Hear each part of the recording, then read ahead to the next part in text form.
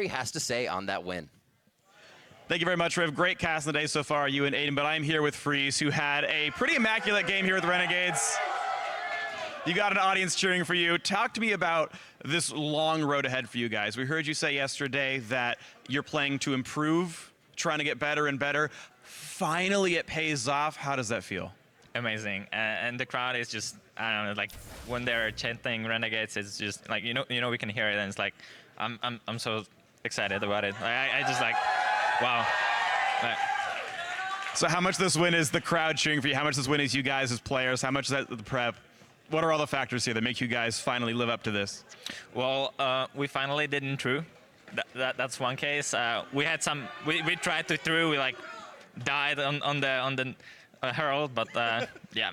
I mean, in the end, it just somehow, like we somehow won the game.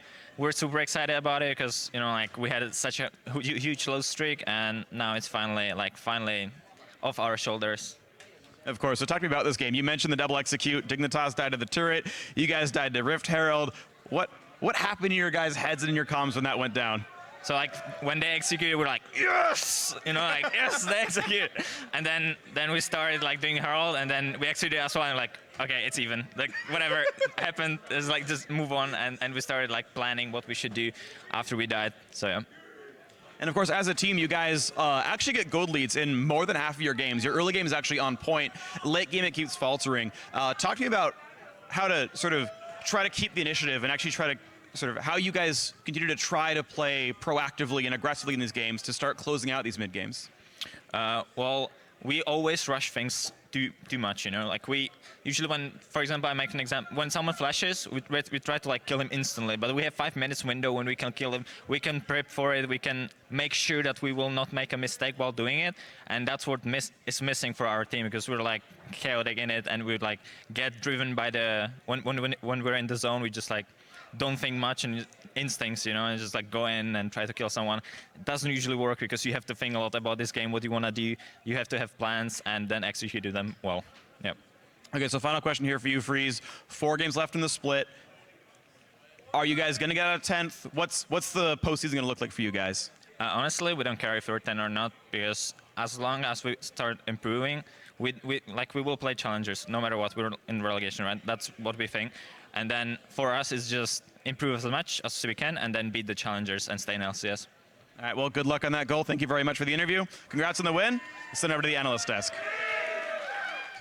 Thank you very much, Free. I mean, that win was absolutely insane. For their second win there for Renegades, has to feel good. We saw a 4-0-6 performance there for Freeze and the smile on his face, both the joy and the relief of securing another win here. 0 deaths, really impressive coming out of that game with 0 deaths. There were two players that did it, Freeze and Shifter. One on each team. One on each team with 0 deaths. Yeah, this game had everything. Everything you can want in League of Legends. I don't think we've ever had a game with this particular set of factors. We have double executed turrets, double executed on Rift Herald.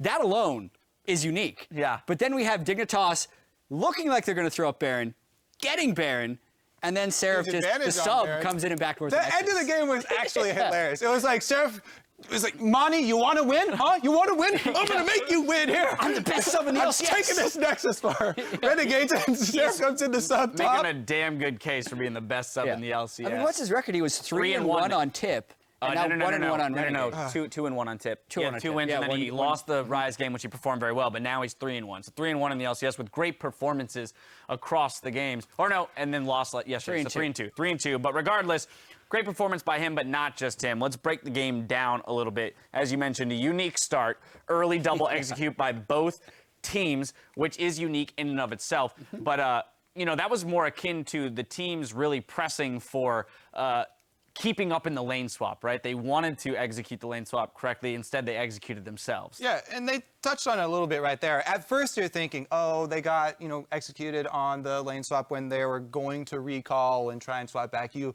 Not that bad, you just lose a couple seconds. But then they also get more executes across the map, and you start wondering, okay, you're trying to keep track of all the seconds that have been lost in the lane swap, when usually there's these small things where you're counting every minion wave, and you're trying to keep track of each little bit of experience on the map.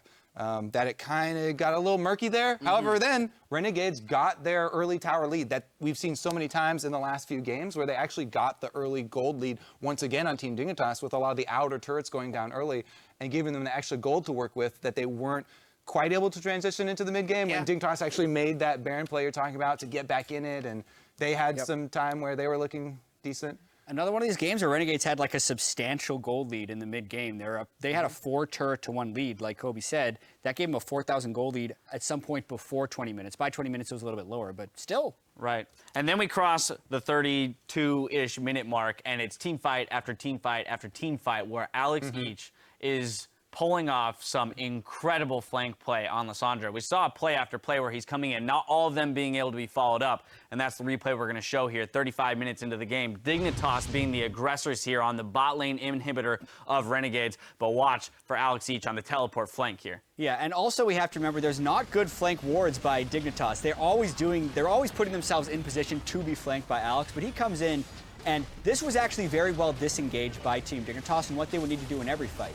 Notice how the Gragas ultimate knocks people back on Renegades, Seraph can't shoot through the Braum, and then the Braum ultimate also slows down Renegades when they're following. So the full 5 seconds where Alex Each was stalling with ultimate, they actually couldn't follow up on it. Yeah, Kire actually played that fight really well, not only the ultimate, but he also got his body slam channeling over the claw when there was only a small window for Alex to take it. So no matter when Alex took it, he was instantly going to be in contact with Gragas' body, and if you're in contact with his body, you get the small knockup. So that disrupts Lissandra's normal chain, where she's trying to come in with the Q plus W's into her ultimate activation. And so Alex's damage kind of got disrupted as well.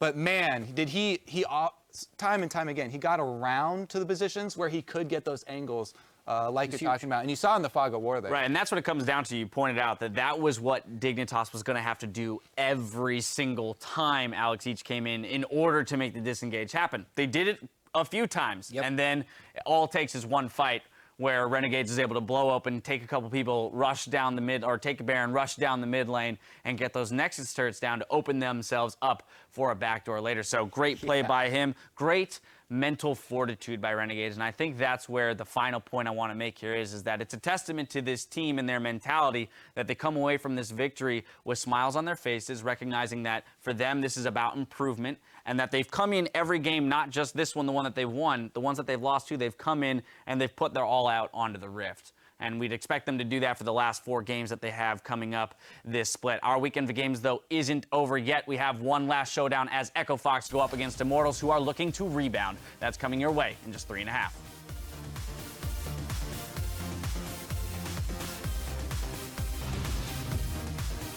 Kiwi, do you still have the most deaths in LCS? No. Oh shit, who has the most deaths now? I don't know, but it's not me anymore, unfortunately. Dude, nice job, Kiwi. I can get back up. I got a good start. Exactly. They have the double TP. They can open up the lane. Really? Oh my word. Take it to Kiwi! Quick, take the turret so you get the gold back. Oh my god. Oh my god. Run! Woo! He's angry! Wait a minute! Oh my no! Another! Wait! Oh my god! Crumbs first. Crumbs. Go Yeah, Nautilus, go Nautilus. Nautilus? I'm zoning. Grapes. Okay, nice, great work. Nice job, guys. We can still go. Nice, Alex, nice. Front line first, front line. I'm zoning Victor. Nice. Seraph did go. Yeah, there's the TP. I was waiting. I figured I'd see somebody over here. It's going to be right onto the Nexus. Damage is down to 1 hit. Seraph with the fire. And Seraph comes forth to do so. Renegades takes down Team Dignitas.